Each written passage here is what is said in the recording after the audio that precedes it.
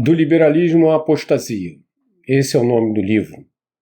Na verdade, esse não é o nome do livro. O livro chama-se Ils l'ont découronné, no original francês.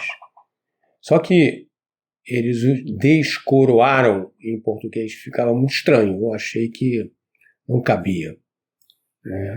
Poderíamos dizer, tiraram ele do trono. Nosso Senhor, claro, né?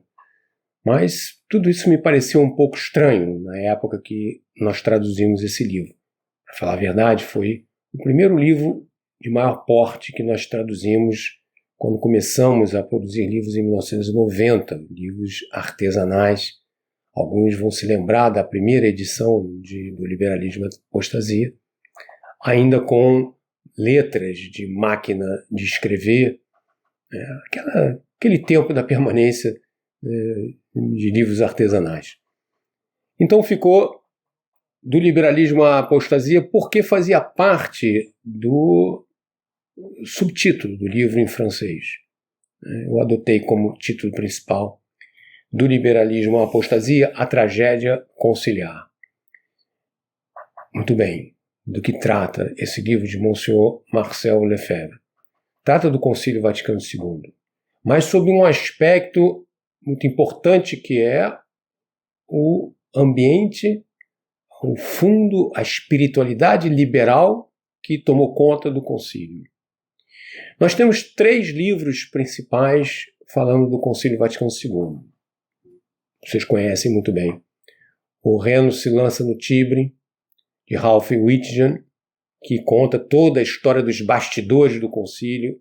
Um livro até difícil, porque mostra aquela política daqueles cardeais e bispos liberais, as comissões do concílio sendo tomadas pelos liberais, pelos progressistas.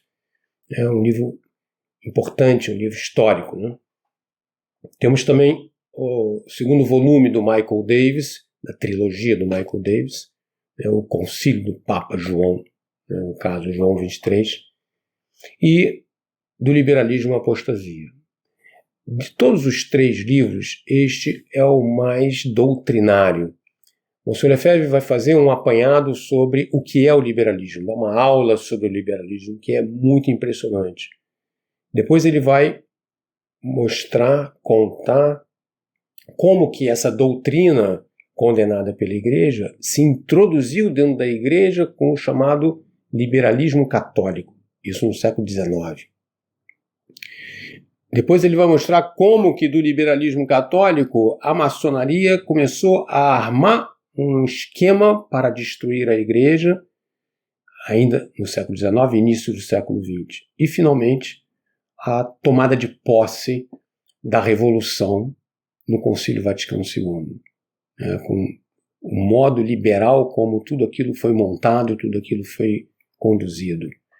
Ou seja, uma obra completa, uma obra básica, impressionante, que deve ser conhecida, lida, estudada por qualquer um que se aproxime da tradição, qualquer um que descubra a verdade católica e que abandone todos esses anos de liberalismo e de progressismo. Precisamos estudar esse livro, precisamos estudá-lo a fundo, porque isso enraiza em nós as bases necessárias para nós termos a segurança de proteger nossa fé contra os erros, as heresias atuais, proteger nosso envolvimento, inclusive, com o Papa, com os bispos, porque nós não somos serivacantistas, mas temos que ter uma noção muito clara de como nós devemos nos afastar das autoridades romanas por causa do liberalismo delas. E tudo isso faz parte de um conjunto espiritual difícil, às vezes, de ser discernido, de ser compreendido. Então, recomendo muito que nossos leitores procurem no nosso site, na nossa loja virtual ou aqui mesmo, no domingo, nas nossas capelas, do liberalismo à apostasia. Ils l'ont découronné, eles roubaram a coroa de Cristo Rei. É esse o significado que o liberalismo introduziu na vida da Igreja. Boa leitura para todos. Nous adhérons de tout notre cœur, de toute notre âme, à la Rome catholique, gardienne de la foi catholique, et des traditions nécessaires au maintien de cette foi, à la Rome éternelle, maîtresse de sagesse et de vérité. Nous refusons par contre, et nous avons toujours refusé, de suivre la Rome de tendance néo-moderniste, néo-protestante, qui s'est manifestée clairement dans le Concile Vatican II, et après le Concile dans toutes les réformes qui en sont issues.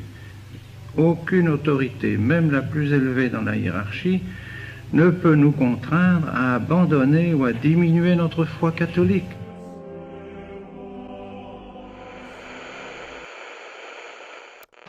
Je veux qu'à l'heure de ma mort, lorsque notre Seigneur me demandera « Qu'as-tu fait de ton épiscopat? Qu'as-tu fait de ta grâce épiscopale et sacerdotale ?»